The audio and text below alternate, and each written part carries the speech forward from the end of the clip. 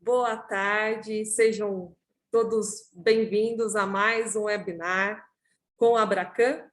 E o tema de hoje é Hedge Cambial em tempos de crise, custos e importância. Gostaria de chamar ela, que possui 13 anos de experiência em instituições financeiras, em desenvolvimento de produtos, vendas, estruturação de derivativos, câmbio e finanças corporativas, tendo atuado nos bancos Safra, Rabobank e PIP. Docente com mais de 10 anos de experiência na área acadêmica, como professores de pós-graduação e em company nas áreas de gestão de riscos e derivativos, finanças corporativas, câmbio e gestão financeira no INSPER, na São Paulo Escola de Negócios e na FIA. Vamos receber a nossa convidada, a professora Berenice Danck. Professora Berenice, seja bem-vinda à Abracan, que prazer tê-la conosco. Tudo bem contigo? Tudo bem, tudo ótimo, Amanda, muito obrigada. Prazer é meu de estar aqui. Obrigada pelo convite da Abracan e obrigada a todos que já estão agora ingressando aqui na sala, estão conosco. Fico super feliz de ter essa oportunidade, de ter tanta gente por aqui interessada nesse tema e querendo me ouvir, discutir, entender mais sobre esse tema de hedge cambial, que é algo que está muito na pauta das companhias brasileiras, principalmente nesses tempos de bastante volatilidade no câmbio. Professora, mais uma vez aqui os agradecimentos da nossa associação, a sua presença em ministrar esse tema de grande relevância que é o nosso mercado. Agradecer em especial também aos nossos associados que estão em grande audiência e nossos amigos de mercado. Gostaria de convidá-los durante a exposição da professora, ela estará aqui à disposição para dirimir as dúvidas, conforme vocês forem postando aqui no nosso recurso do Q&A. Desejo a todos um bom evento. Professora, passo a palavra a partir de então para você. Muito obrigada. Bem-vindos. Perfeito. Muito bem. Pessoal, eu acho que depois dessa apresentação aqui da Amanda, eu já me sinto bastante bem apresentada, mas só vou agregar aqui mais um ponto, que é, bem, depois de trabalhar durante 13 anos em bancos, eu atualmente atuo na Danck Consultoria e Treinamento, que é a minha empresa, em que o nosso grande foco é justamente desenvolver práticas e políticas de hedge. A gente trabalha bastante com empresas que são ligadas a commodities, tanto agrícolas quanto metálicas, e é interessante porque aí os fatores de risco são vários, e câmbio é um deles, né? Muitas commodities são cotadas em dólar, e nesse caso a gente precisa olhar o que está acontecendo com a commodity e também no câmbio, porque isso pode afetar de maneira adversa, quer dizer, ter um impacto negativo as receitas, os custos, as despesas da companhia e, claro, consequentemente, o caixa e também o resultado. Então, esse olhar que eu procurei, talvez, sintetizar, separar aí alguns pontos importantes dessa construção para dividir aqui com vocês hoje, é algo que eu faço no meu dia a dia há quase 20 anos. E é um tema que eu gosto muito, então eu espero que vocês também aproveitem bastante essa oportunidade e fiquem super à vontade depois para fazer as perguntas também através do Q&A, que é aquele canal que você tem aí para mandar suas perguntas por escrito. Combinado, pessoal? Muito bem, boa tarde, Marcos chegando agora, e a todos que já deram o seu boa tarde aí no chat.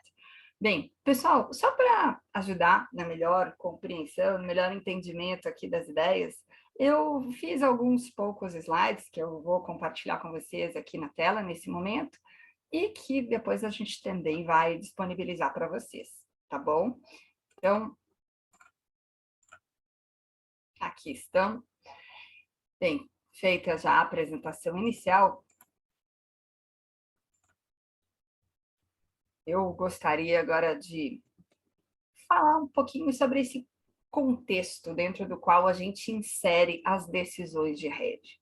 Então, vamos lembrar que hedge a gente usa para fazer um processo de gestão de risco. Hedge, a gente muitas vezes coloca como sinônimo de proteção. Então, a gente, se quer se proteger, precisa, em primeiro lugar, identificar corretamente qual é o risco que está ali, né, e para o qual a gente quer uma proteção. Então, essa história começa da nossa capacidade de identificar os riscos dentro da nossa empresa. E quando a gente entende direitinho o risco, a gente consegue fazer um hedge que funciona, que protege o caixa, que protege o resultado. E é interessante, pessoal, porque ao longo desse dia a dia, né, de acompanhar empresas não financeiras, especialmente fazendo seus hedges, eu percebo que esse mapeamento, que parece fácil, nem sempre é tão fácil assim. Um dos motivos é que, às vezes, a gente tem mais visibilidade sobre os volumes, sobre a quantidade de dinheiro que está ali exposta à variação cambial, ou à variação do preço da commodity, ou de uma taxa de juros. Mas prazos são mais difíceis de mapear. E a gente percebe que, se eles não forem mapeados e redeados corretamente, fica sobrando uma parte ali que não vai ter contrapartida, nem no caixa, nem no resultado, e, consequentemente, aquele impacto adverso que a gente queria proteger pode não ter sido corretamente protegido. Então, esse processo de identificar, mensurar, e aí depois decidir como é que a gente vai lidar com isso, o quanto de todo aquele risco, de toda aquela exposição que a gente está vendo no negócio, a gente de fato vai ficar dentro de casa, ou vai transferir, ou vai mitigar através de um derivativo. Isso é processo de gestão, que é mais do que só saber sobre derivativos, entender o que é cada um dos instrumentos, por exemplo, um futuro, um termo, um swap, uma opção. Isso é só um pedacinho da nossa história, que faz parte, está dentro do que a gente considera aí um momento estratégico de decisão para a gestão de riscos. Então, gente, eu faço questão de fazer essa contextualização porque muitas vezes as pessoas me procuram e falam: puxa, Berenice, eu gostaria de fazer um curso para aprender derivativos.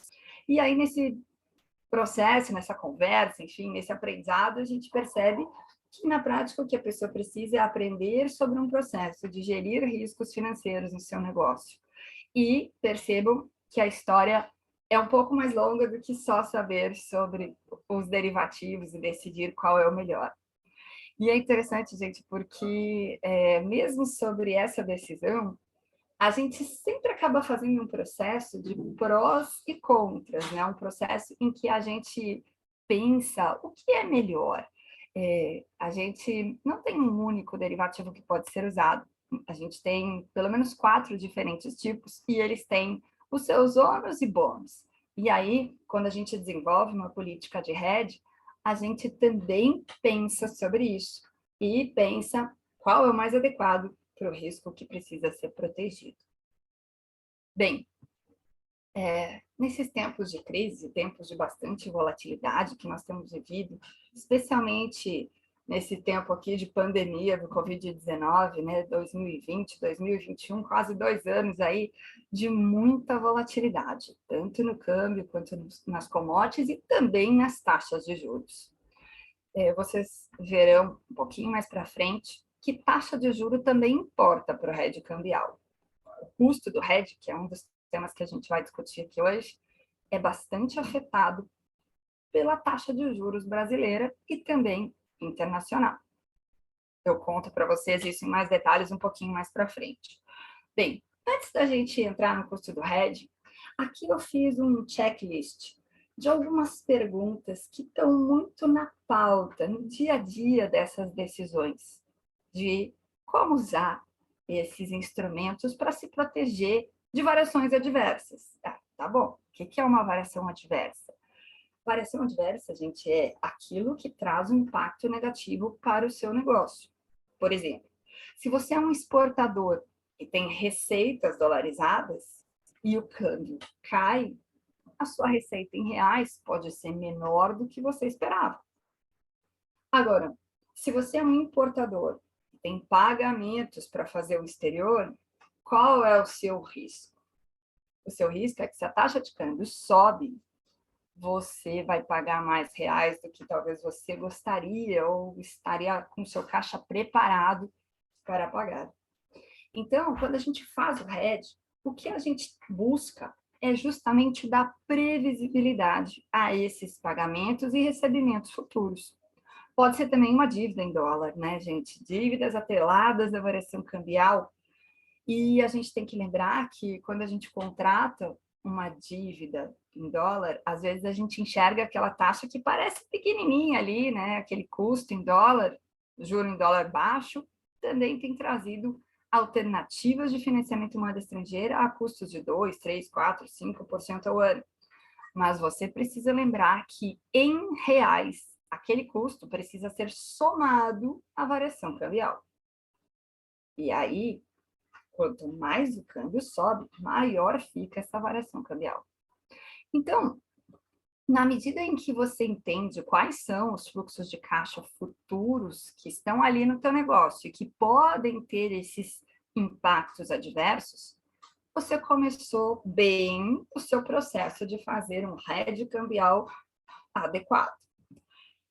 Vejam que aqui nós vamos ter que responder algumas perguntas, nós vamos ter que fazer um mapa, né? A gente faz isso, aliás, esse é um dos primeiros entregáveis de um processo de desenvolver políticas e práticas de rede. Nós temos um mapa, né? Como se fosse realmente ali aquele mapa da mina. Nesse caso, a mina, o problema aqui é entendermos direitinho os riscos e assim podermos fazer as proteções corretas. Então, precisamos entender quantidades, prazos e níveis de preços de câmbio que garantem as margens que nós estamos buscando no nosso negócio. A gente tem aí algumas situações em que, por exemplo, você conhece a sua receita, porque ela é uma receita em reais no Brasil. Você tem que fazer uma tabela de vendas para a sua área de vendas em reais.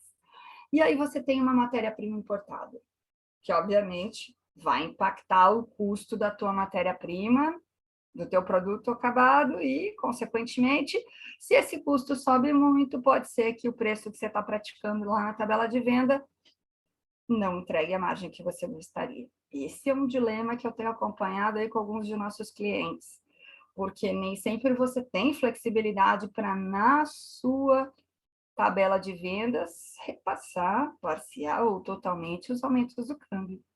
Então, aqui você precisa entender direitinho todos esses prazos envolvidos na tua compra de matéria-prima, no teu estoque e na tua comercialização. E pensar como é que você protege esse custo. Isso também vale, claro, para as tuas receitas, quando elas são atreladas à variação cambial. Então, nós realmente precisamos nos aprofundar no conhecimento dos nossos fluxos de caixa, para que a gente possa tomar boas decisões de hedge. Bem, uma outra dúvida que muitas vezes surge é: quando eu contrato meu hedge? Vira e mexe, alguém me pergunta: mas você não acha que esse dólar já subiu muito, que ele já está muito caro? No início desse ano, eu ouvi alguns clientes me dizendo assim: puxa, mas ao final deste ano, todo mundo está dizendo que o câmbio vai fechar a 5. Então, eu não deveria fazer hedge, porque se o câmbio vai cair e eu sou alguém que deve em moeda estrangeira, eu terei a variação cambial a meu favor. Aliás, ela vai me ajudar a reduzir o custo do dinheiro em reais. Sim, pessoal, é só o tempo passar e a gente olhar um pouquinho para trás que a gente percebe que aquelas previsões que pareciam tão certeiras falham o tempo inteiro. E, inclusive, o head da área financeira desse meu cliente disse alguma coisa que para mim ficou muito marcado e eu gosto demais de repetir. Ele disse assim uma vez: nós fazemos hedge porque nós desistimos de acertar para onde vai o câmbio. E é isso, né, pessoal? Bom, eu já tenho quase 20 anos de mercado, já passei por várias crises e posso dizer para vocês, só para a gente voltar um pouco na história, lá em 2008 eu estava na tesouraria do Rabobank e o câmbio naquela época, no primeiro semestre de 2008, era 1,60. Quem diria que o câmbio ia terminar o ano acima de 2? Eu não vi, pelo menos, nenhum economista dizer, nenhum analista.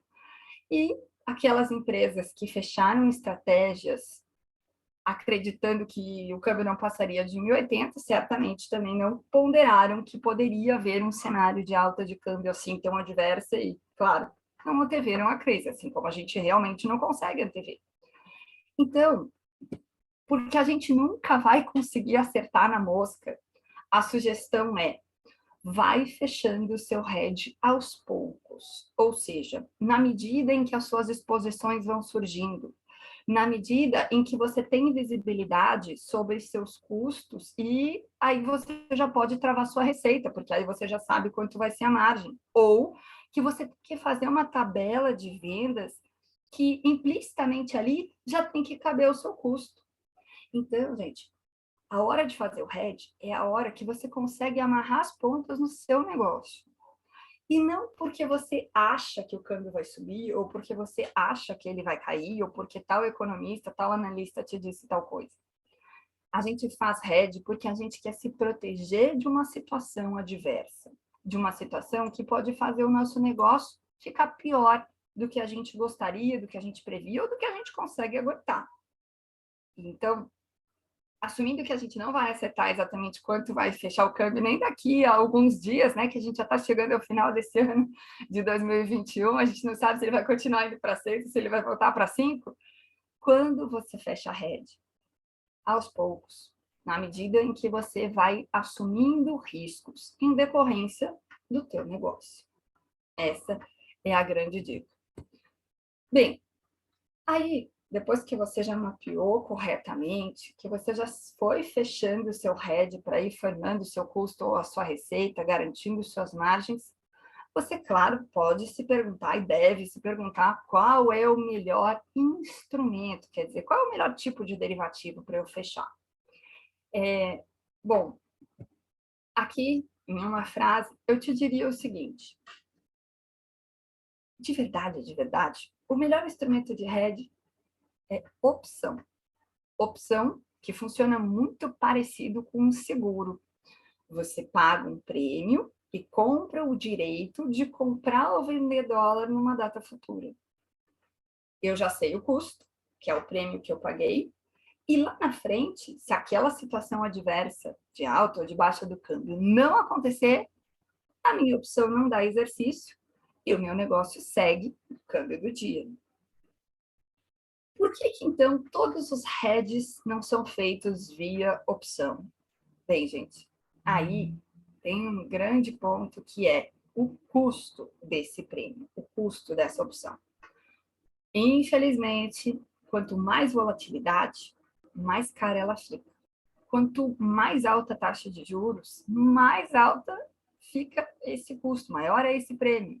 Sim, gente, porque quando nós precificamos uma opção, um dos parâmetros que vai nesse cálculo é o custo do dinheiro.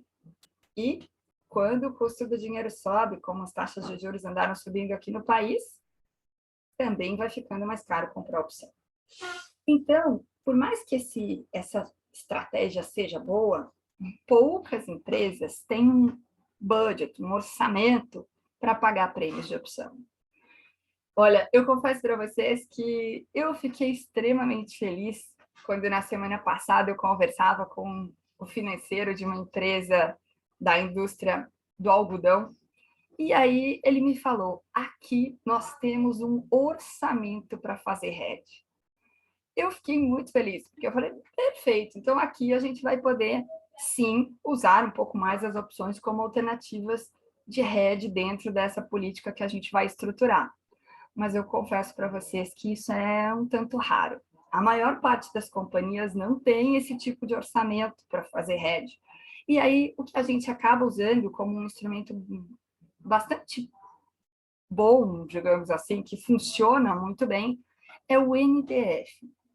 NDF, que é um tipo de derivativo, é uma sigla que em inglês significa Non-Deliverable Forward.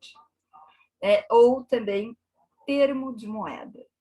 E É interessante, pessoal, porque esse instrumento, ele é o que a gente chama de um derivativo de balcão. O que significa isso? Você não vai fechar esse NDF diretamente numa bolsa, por exemplo, na B3. Você vai fechar ele diretamente com um banco, com uma instituição financeira em que você tenha relacionamento. E ele pode ser negociado sob medida para você, em termos de prazos, em termos de volumes, e a taxa, claro, é também negociada entre as partes. O NDF, ele vai ser referenciado do ponto de vista da taxa de câmbio que é fixada para uma data futura em que você precisa da proteção. Essa taxa futura, ela será referenciada no dólar futuro negociado na B3. Mas não vai ser exatamente a taxa da tela. Por quê? Porque na B3, você, para poder fazer essa posição na bolsa, tem alguns custos. Você precisa ir através de uma corretora, pagar alguma taxa de corretagem, tem alguns custos da própria bolsa. E também, na B3, você tem o que a gente chama de margens e ajustes diários, que são itens presentes nesses derivativos negociados em bolsa e que consomem caixa.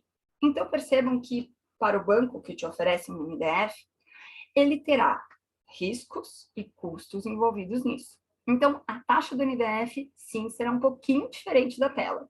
Mas se ela não for muito diferente, se for coisa de casa decimal, em geral vale a pena, porque ele te dá segurança, previsibilidade, e só no vencimento você vai acertar, fazer o que a gente chama de ajuste, que é um acerto de contas pela diferença entre a taxa que você tinha fixado e o câmbio daquele dia.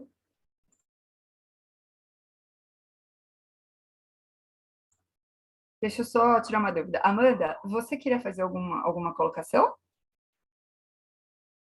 Tudo certo aí? Tudo certo.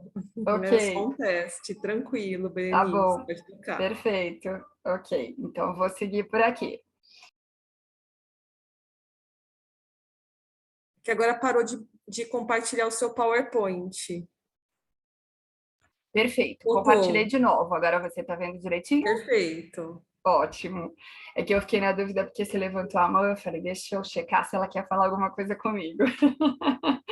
Mas tá ótimo, então. Bem, gente, seguindo aqui nessas soluções de rede, nessas soluções de proteção, a gente tem uma chamada de collar. E o collar é uma mistura de duas opções. Essa estratégia ficou bem famosa em 2020. E ela ganhou destaque e importância porque ela começou a ser usada por algumas empresas listadas na B3, né? Aquelas que a gente acompanha de perto, que a gente lê todas as notas explicativas e que a gente conversa com o RI, né? Com o pessoal de relações de investidores, para poder entender direitinho tudo o que está acontecendo na empresa. É provável que ela também tenha sido usada por companhias que não têm as suas divulgações, as suas demonstrações financeiras divulgadas, e aí a gente não tem essa visibilidade. Mas essa estratégia eu encontrei em empresas que eu analisei, inclusive comentei no meu canal no YouTube, que é o Dunk Entrevista, tais como Suzano, Marfrig, JBS, DRF, essas grandes exportadoras. E, inclusive, tive a oportunidade de comentar essa estratégia com o CFO da Suzano em 2020, porque essa situação aqui de Suzano, ela trouxe bastante dúvida, bastante questionamento, uma vez que a companhia tinha bastante dívida dolarizada, que com a alta do câmbio gerou muita despesa de variação cambial, e isso acabou afetando negativamente o lucro. Então, todo mundo se perguntou, né, o que está acontecendo lá. E Suzano usa essa estratégia de Zero Cost Collar. E uma das perguntas que surgiram foi, puxa, eu posso chamar isso de hedge? Ou será que isso é uma especulação? E aí, eu posso dizer para vocês que sim, isso é hedge. E para a gente entender melhor como funciona essa estratégia, eu, inclusive, trouxe aqui um gráfico para a gente conhecer melhor, né, esse Zero Cost Collar que ficou tão famoso. Deixa eu ir um pouquinho mais à frente aqui na minha apresentação, só para já aproveitar e mostrar para vocês como funciona esse Zero Cost. Bom, esse aqui é um gráfico que eu desenhei usando exatamente os mesmos números que a Suzana tinha naquele momento ali em que essa história, né, ficou famosa. Bem, lá na divulgação de resultado da Suzana, eu encontrei essa tabela aqui, ó. Então, perceba, aqui a Suzana está referindo 2 strikes. O que é isso? Strike é a taxa de câmbio que a gente fixa quando a gente negocia uma opção. Então, essa estratégia envolve 2 opções e uma opção de compra, chamada de call, e uma opção de venda, chamada de put. Aqui, a Suzana está vendida nessa estratégia. Atenção, gente, esse vendido não tem nada a ver com aquela história de vendido a descoberto que acontece lá no mundo das ações. Não. Para a hedge, estar vendido significa estar se protegendo de um movimento de queda da taxa de câmbio. Só isso, gente, tá bom? Então, a Suzana, por ser uma companhia exportadora, ela está se protegendo de uma baixa da taxa de câmbio para evitar que suas receitas virem menos reais do que ela gostaria naquele momento. E olhando para esse gráfico, você percebe justamente isso, ó. Nestes cenários aqui, ó, de queda da taxa de câmbio, a companhia recebe ajustes, isso vira uma receita financeira para a empresa, da operação de derivativo. Tá? Pensando aqui nas opções que fazem parte dessa estratégia, essa aqui é uma situação em que a put, né, que é a opção de venda da Suzano, dá exercício e a companhia recebe esse ajuste. E é justamente aí que o hedge entra em ação. Ela está se protegendo dessa queda da taxa de câmbio sobre suas receitas de exportação. A questão é que, quando a companhia fechou essas estratégias, e isso foi no decorrer, no final do segundo semestre de 2019, a gente tinha um câmbio que estava no nível de 4. E aí, quando a gente, né, veio a pandemia, surgiu toda aquela volatilidade cambial, o câmbio começou a subir muito. E aí, gente, essa parte aqui, ó, da história, que é onde a Suzano paga ajuste, começou a ganhar uma proporção maior, e foi aí que chamou a atenção de todo mundo. Mas vejam que essa é uma estratégia em que a lógica dela é muito parecida com o NDF. Só que, ao invés de eu ter uma única taxa de câmbio, e a partir dessa taxa de câmbio eu recebo ou eu pago ajustes, nesse caso, eu tenho um intervalo de taxa de câmbio. E dentro desse intervalo, nada acontece. Ninguém paga, ninguém recebe. Ou seja, se você pensar do ponto de vista da receita de exportação, nesse intervalo, que aqui no meu exemplo eu usei esse primeiro intervalo aqui, ó, entre 3,87 e 4,20, a Suzano fica exatamente com a receita de exportação que ela fizer na hora que ela fechar o câmbio pronto para receber esses dólares de exportação. E não terá nenhuma compensação financeira, nada vindo do derivativo. E, aliás, gente, é importante frisar o seguinte, aqui no Brasil, a gente tem uma separação muito clara entre essas operações. Uma coisa é o fechamento de câmbio pronto, uma operação de câmbio normatizada pelo Banco Central. E esse fechamento de câmbio, ele não está conectado ao derivativo do ponto de vista regulatório. Lá dentro da empresa, a gente conecta isso porque essa conexão é necessária para a gente poder ter aquele mapa de exposição cambial que eu comentei com vocês no início, que é o que a gente vai usar para decidir, né, o que vai proteger, que hedges vamos fazer e assim por diante. Então, para fins gerenciais, a gente liga essas duas coisas, a importação, a exportação e o derivativo. Mas, para fins regulatórios, são coisas separadas.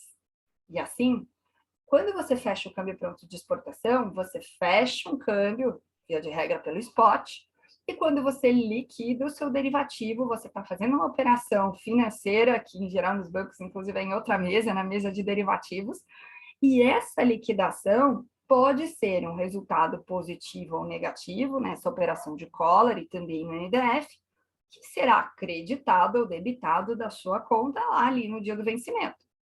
Claro que a gente tenta casar tudo isso justamente para produzir o efeito de equalizar, quer dizer, de trazer aquela receita para aquele nível de câmbio que a gente fixou, ou eventualmente aquela despesa, da mesma forma, né, para aquele nível fixado.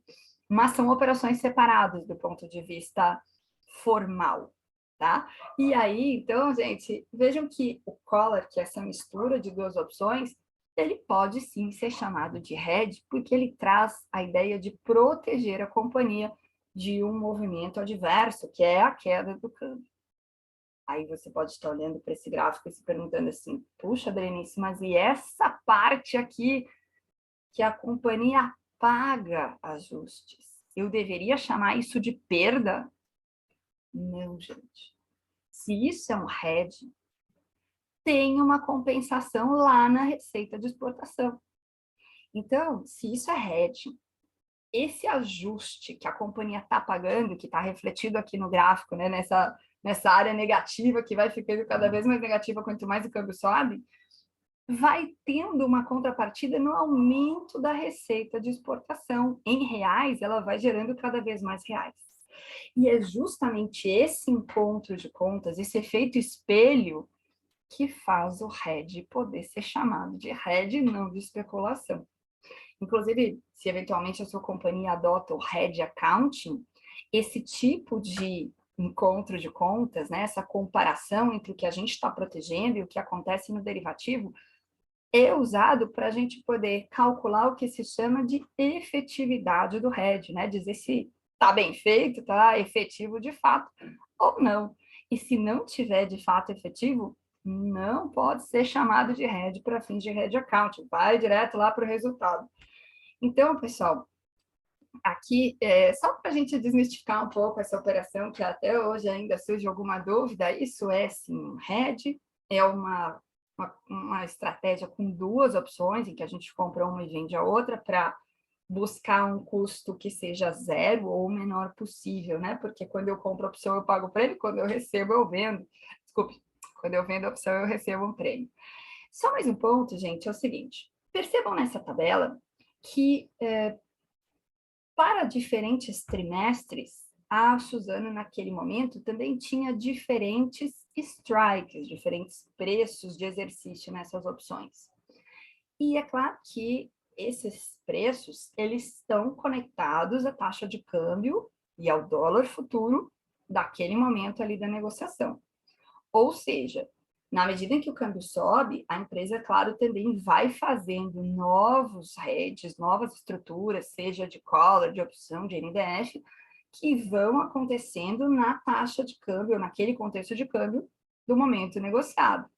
E é por isso que eu frisei que o bom e velho preço médio é a melhor saída. Por quê, gente? Na medida em que o câmbio vai subindo, eu vou conseguindo trazer essa fixação do câmbio para um nível mais alto.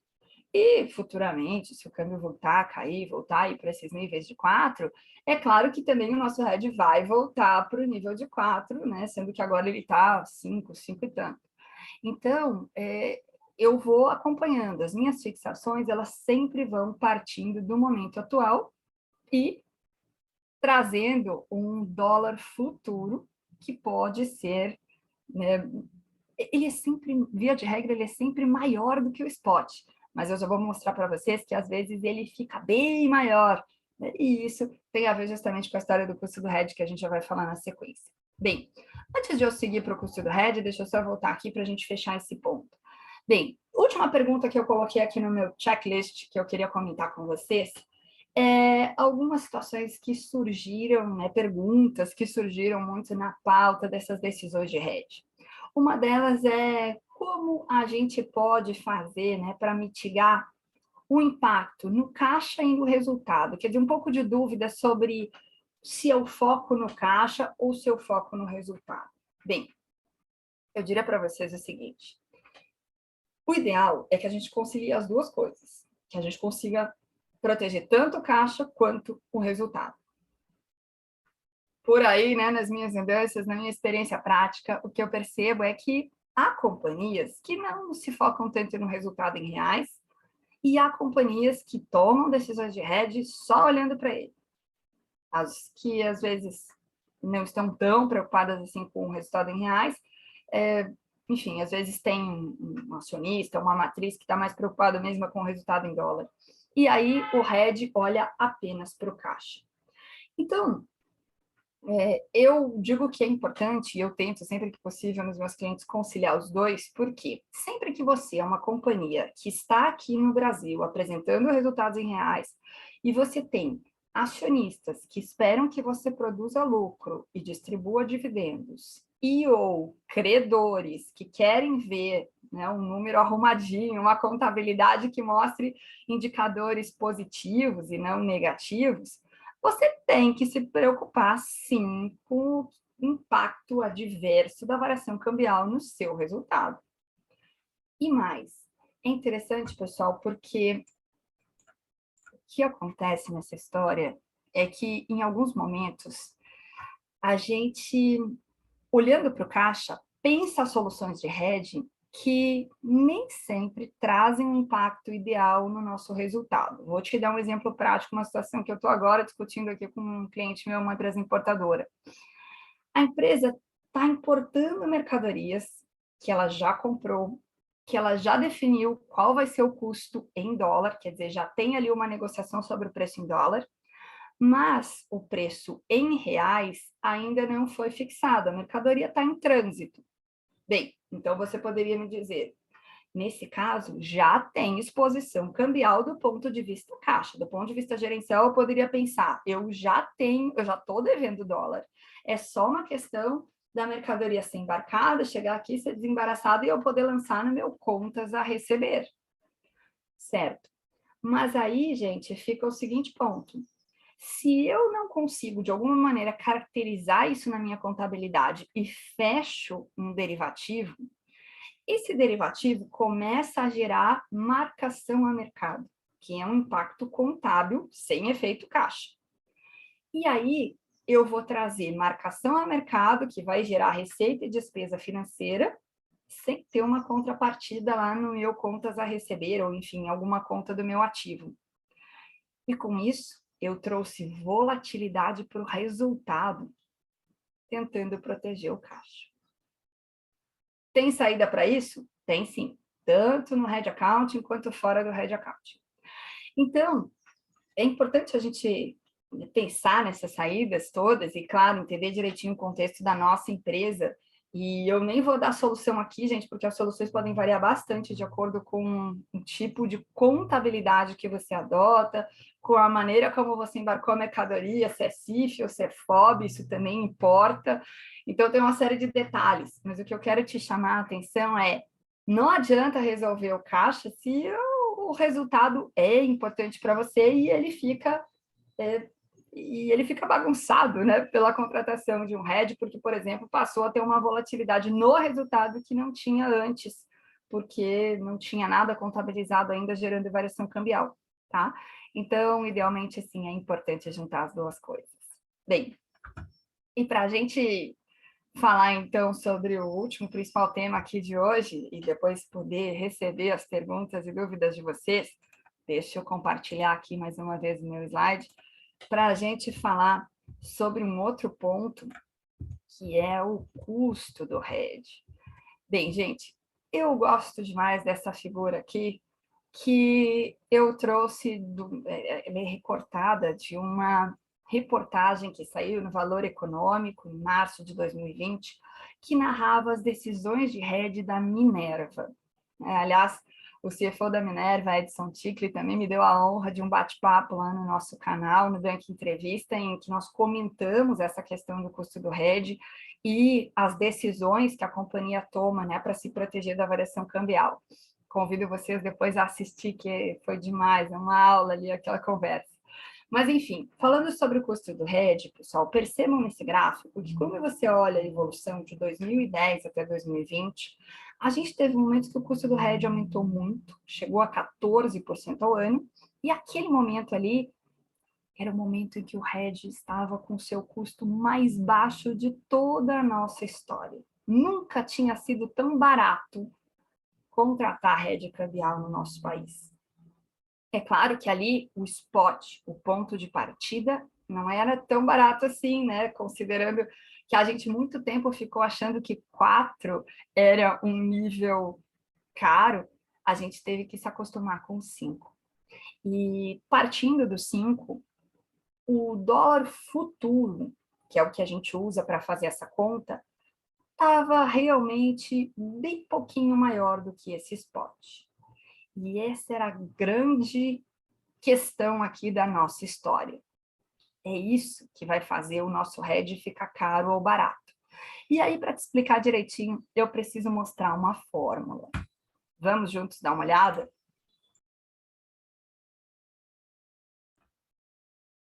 Talvez você já tenha visto esta fórmula aqui.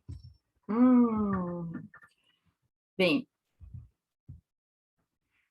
o que quer dizer essa fórmula? Ela é super importante para o hedge cambial, gente, porque através dela nós calculamos a taxa forward, ou o dólar futuro, para aquele prazo em que a gente quer se proteger. Então, por exemplo, se eu quero fazer uma proteção por um valor que eu tenho que pagar ou receber daqui a 90 dias, eu parto do spot, quer dizer, de quanto está ali aquele dólar comercial hoje, e em cima dele eu aplico a taxa de juros em reais, né, o nosso bom e velho CDI, só que eu não vou usar esse CDI à vista, né, esse curtinho, que aliás anda de braço dado com aquela taxa Selic, que é divulgada pelo Copom. Né? Esse curtinho é o ponto de partida da taxa de juros. Mas se a gente quer fazer um hedge para um prazo mais longo, para 90 dias, como no meu exemplo, eu também preciso olhar para a taxa de juros projetada para daqui a 90 dias. E ela é muito negociada na nossa B3, no DI futuro, que é um derivativo de taxa de juros. E a gente também vai precisar olhar para o cupom cambial, que é uma taxa de juros em dólar negociada no Brasil. Também tem um mercado importante de cupom na nossa B3 e, na verdade, ele tem duas partes. Tem o curtinho, que é o DDI, e tem o mais longo, que é o FRC, ou Frade Cupom Cambial. Eu até deixei aqui um link para você ler um pouquinho mais sobre esse tema de cupom, mas, em linhas gerais, pensa que é taxa de juros em dólar, ou seja, é afetado por tudo que está acontecendo com juros em dólar no hemisfério norte. E assim, gente, o que eu quero te dizer mostrando essa fórmula aqui? O que eu quero que você perceba é que toda vez que essa taxa DI sobe e toda vez que o Copom decide aumentar a taxa de juros brasileira, o custo do hedge aumenta. E enquanto essa taxa de juros em dólar se mantém baixa, né, em níveis também aí abaixo de 1% ao ano para prazos mais curtos, maior do que 1%, 1,5%, talvez para mais de 10 anos. Então, eu tenho ali um denominador nessa fração que fica muito baixinho, fica muito pequeno, e um DI que está aumentando cada vez mais. Para todos os diferentes prazos que você quer negociar, ele aumentou. E toda vez que aumenta esse DI, aumenta o custo do nosso hedge. Vai ficando mais caro aquele dólar futuro que eu preciso contratar. Então, gente, infelizmente, se você precisa contratar um hedge para 2, 3, 4, 5 anos, você paga caro. Você não paga 5,5. Você paga 6, 7, 8 reais por dólar para prazos longos. E aí, infelizmente, esse custo assim tão elevado acaba desincentivando as companhias a contratarem hedges mais longos. Esse gráfico aqui, gente, também trouxe de um artigo muito bom que o Valor Econômico fez recentemente sobre esse tema, mostrando justamente a evolução dessas taxas de juros que estão ali por baixo do cálculo do dólar futuro. E você percebe aqui, né, que o que a gente tem é justamente uma evolução dessas, aqui, ó, essa evolução da taxa DI pré, né, que é a taxa de juros local em reais, que ela tinha caído bastante e voltou a subir. aquele está olhando uma taxa de 10 anos, tá, gente? Por isso que você não está vendo aquele curtinho de 2% ao ano que a gente chegou a ter em 2020. O mais longo, em nenhum momento ficou muito menor do que 5%, porque isso também é uma curva, lembra? Que é uma relação de risco-retorno, né? Quanto mais prazo, mais retorno eu preciso. Então, para 10 anos, o que a gente vê é que, sim, esse juro já foi bem menor, voltou a subir. E aí, quando você olha para os juros internacionais, que são usados como referência para a construção desse cupom cambial, você olha para juros que estão baixíssimos. E o que acontece, por consequência, gente, é que aquele custo do hedge que chegou à casa de 1% no início desse período, aqui no início desse ano de 2021, agora está na casa de 5, 6, 7% outra vez. E aí você pode me perguntar, mas historicamente, quanto é o custo do hedge? Olha, gente, desde que eu estou aí nesse dia a dia de hedge, já faz quase 20 anos, o número varia entre 8% e 12% ao ano. Na média, 10% ao ano. Então, isso significa que se eu tenho um custo de hedge que está na casa de 5, 6%, ele ainda não está no seu pior momento da história. Mas muitas companhias que são compradoras de dólar futuro para se proteger da alta do câmbio estão sentindo na pele esse aumento do custo do hedge. Infelizmente, algumas estão deixando de fazer hedge por causa disso. E aí eu faço quase um apelo, gente, aqui, se for o caso de vocês, de alguém que está aí nos assistindo, não deixem de fazer hedge porque o hedge ficou caro. Talvez você possa racionalizar, por exemplo. No caso da Minerva, o CFO me disse, olha, antigamente, quando o custo do hedge era de 2 dígitos, eu não fazia hedge das minhas dívidas de longo prazo. Eu fazia hedge no máximo até 1 ano, 1 ano e meio. E tudo bem, isso acontece muito. Né? Muitas empresas que têm dívida de longo prazo, em geral, são exportadoras, e aí assumem que as coisas vão formando o que a gente poderia chamar de um hedge natural. Atenção, não é hedge natural zero de jogo, porque a dívida já está ali no teu passivo e a exportação ainda não está no teu ativo. Mas ao longo dos anos, um vai casando com o outro. Então a gente poderia tolerar. E é óbvio que isso vai trazer variação cambial para o teu resultado. Mas deixar de fazer hedge é especular. E é isso que a gente não quer que você faça. Porque especular é correr 100% de risco de toda a exposição que existe no seu negócio. E a gente acredita que fazendo hedge, você consegue, pelo menos em parte, mitigar esses impactos adversos que a variação cambial pode trazer sobre o seu negócio. Então, gente, eu gostaria agora, sim, de abrir aqui para as perguntas. Quem quiser mandar alguma pergunta, mandar, enfim, alguma dúvida aí para a gente, fica super à vontade. Eu, inclusive, estou deixando aqui no material para vocês os meus contatos e fico à disposição para a gente trocar mais ideias sobre isso, porque, como vocês já puderam perceber, esse é um tema que eu gosto muito. E vai ser uma alegria receber as perguntas de vocês. Puxa, eu tive a impressão de que tinha aqui uma pergunta no Q&A, mas que agora sumiu. Espera aí. Ah, ok. Bruna mandando muito bom, obrigada. Obrigada, Bruna. Obrigada pelo seu feedback. Mas, gente, se vocês tiverem alguma pergunta, quiserem fazer, enfim, algum comentário, eu fico também à disposição de vocês.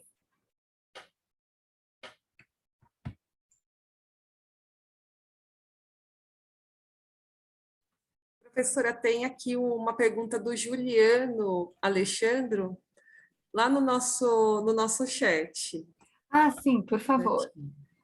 Ah, verdade, eu estou vendo aqui, o pessoal mandou umas perguntas no chat, é verdade. Uhum. Deixa eu só me situar aqui nelas. Ok. Rodrigo também. Tá certo. Legal. Ó, esse aqui que o Antônio acabou de me dar é uma resposta rápida. O Antônio Alves está perguntando aqui, ó, qual é o valor mínimo para eu fazer o meu hedge cambial? Ótima pergunta, Antônio. É o seguinte, a gente tem hoje mini contratos futuros de dólar E podemos fazer opções sobre esses mini contratos a partir de US$ 10.000. E muitos bancos, principalmente os bancos de varejo, também cotam o NDF, fazem, né, as operações de balcão a partir de US$ 10.000. Às vezes a taxa não é tão competitiva quando o seu lote é assim, de 10 mil, tá? Se você conseguir juntar US$ 50.000, você faz o contrato grande, né? O contrato cheio que a gente chama, e aí o preço começa a ficar um pouquinho mais competitivo. Mas 10 mil já dá para você fazer hedge, tá? Ou seja, até na pessoa física, né? Vamos supor, você é um prestador de serviço e você recebe, né, não vou dizer um salário, mas enfim, você tem um contrato de prestação de serviço ao exterior que é em dólar. Então, nesse caso, se você já definiu lá um valor de 10 mil ou mais, você também pode se proteger, aproveitar aí esse momento de câmbio alto e já definir o seu recebimento em reais. Olha só que interessante. Muito bem. Danilo aqui perguntando sobre NDF. Quando o ajuste...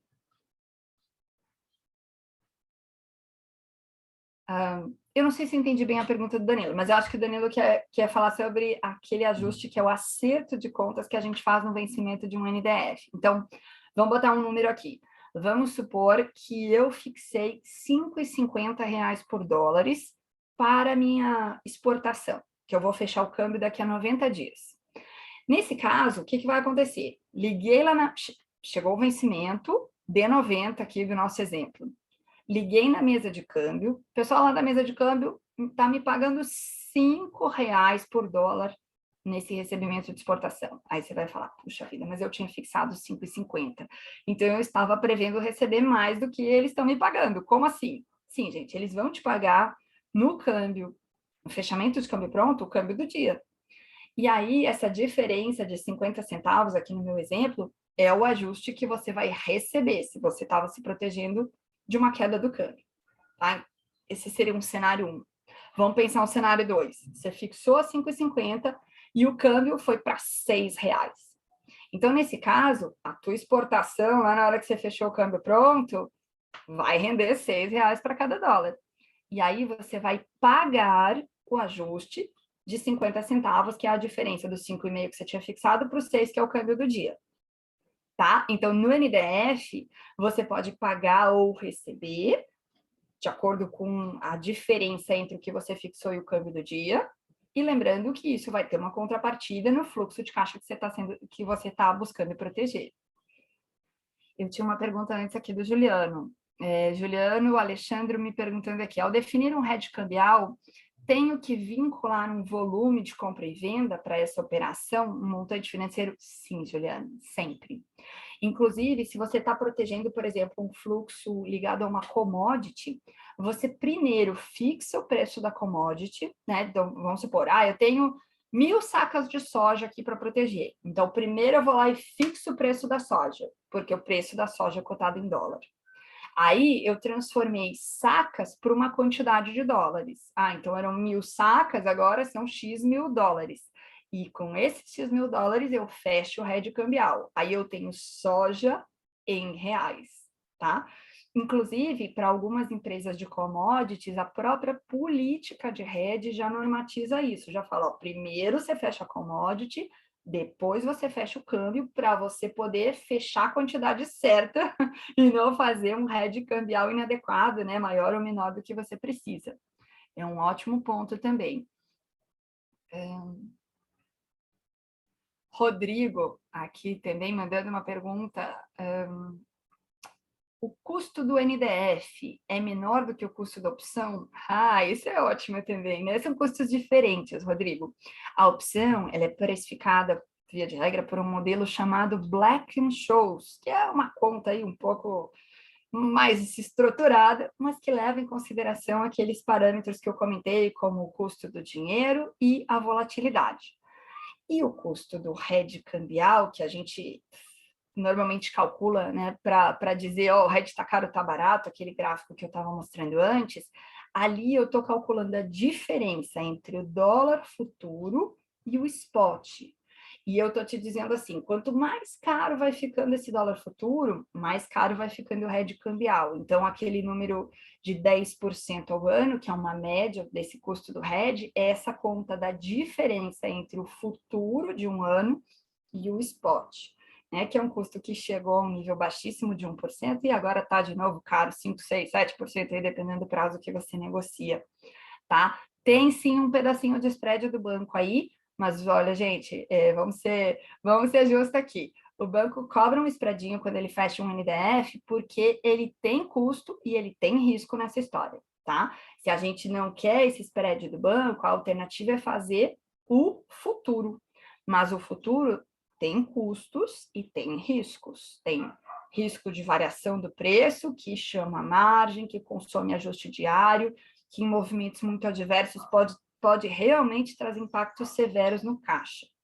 E eu sempre recomendo para os meus clientes, são empresas não financeiras, se possível, evitar o futuro, o dólar futuro ou o futuro da commodity, porque essa volatilidade toda, né, toda essa variação de preço, ela vem para o seu caixa uma vez que essas operações têm ajuste diário.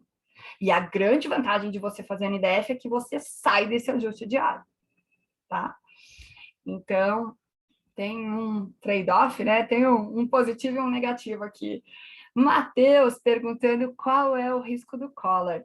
Ô, Matheus, seguinte, o collar é uma estratégia de hedge. Então, assumindo que você calculou direitinho o volume e o prazo, você poderia pensar no risco da estratégia em si, tá? E aí, eu não chamaria talvez de risco, mas eu te diria assim, dentro daquele intervalo, daqueles strikes ali das opções que você negociou, nada acontece.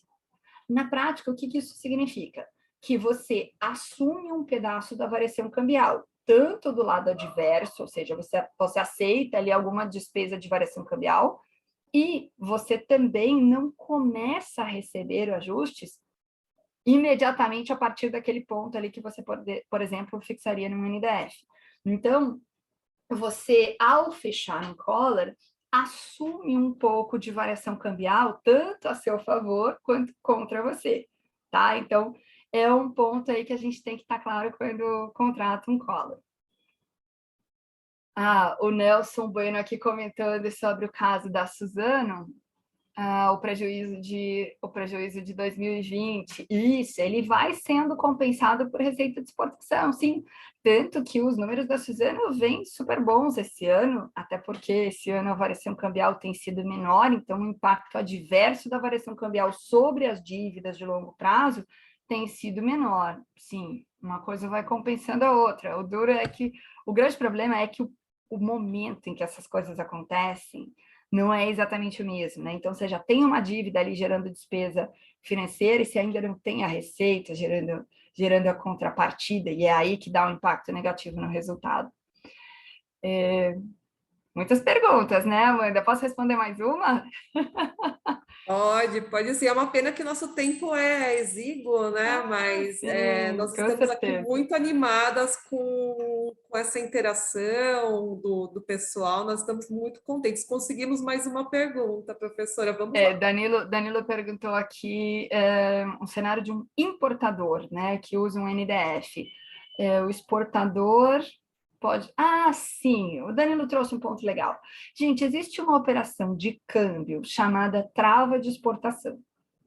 Essa trava de exportação, sim, é uma operação normatizada pelo Banco Central. Ela é uma operação de câmbio estrito sensu, ela não é uma operação de derivativos.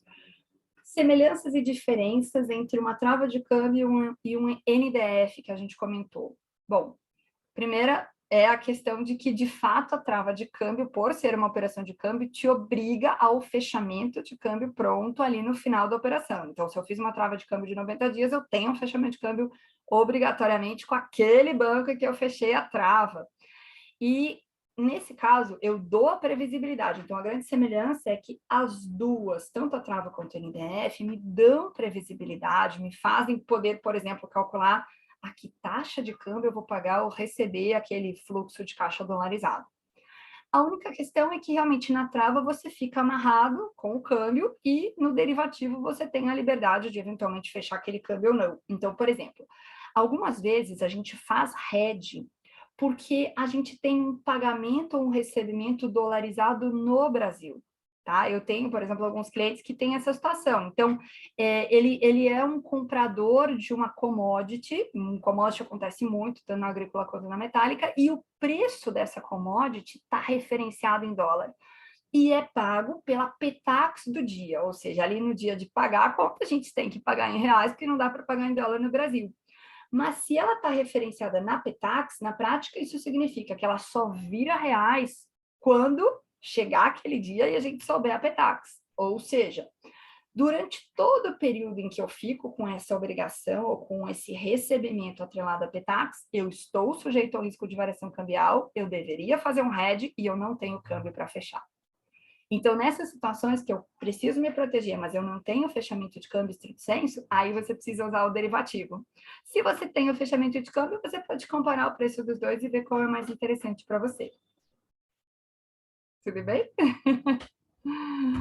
Professor, é uma pena ter que encerrar o nosso evento por conta do tempo mesmo, porque o bate-papo, se depender de nós, assim vai até as altas. Muito Show de obrigada aí bola. por todos que estão conosco, né, em audiência, pela participação, pelas perguntas, a importância do tema, né, professora? E principalmente por ter trazido essa webinar e ter enriquecido a nossa tarde com um pouco do seu vasto conhecimento, professora. Deixo aqui os agradecimentos da Abracan e desejo que a professora esteja conosco muito mais vezes. Seja sempre bem-vinda a essa casa que já pertence a você também. Muito obrigada, foi um prazer enorme. Muito obrigada por todas as perguntas que vocês mandaram. Fiquei super feliz de ter essa oportunidade também de poder interagir com vocês. E Amanda e todos da Abracan, meu muito obrigada. E é uma alegria. Estou à disposição de vocês. Uma ótima tarde a todos, gente. Obrigada, professora. Obrigada a você que está aqui na nossa audiência. Lembrando que todos aqueles que estiveram conosco na jornada receberão o material da professora Berenice por e-mail. Desejo a todos uma ótima tarde e até breve. Tchau, professora. Até Tchau, breve. Tchau, pessoal. Até tchau. mais.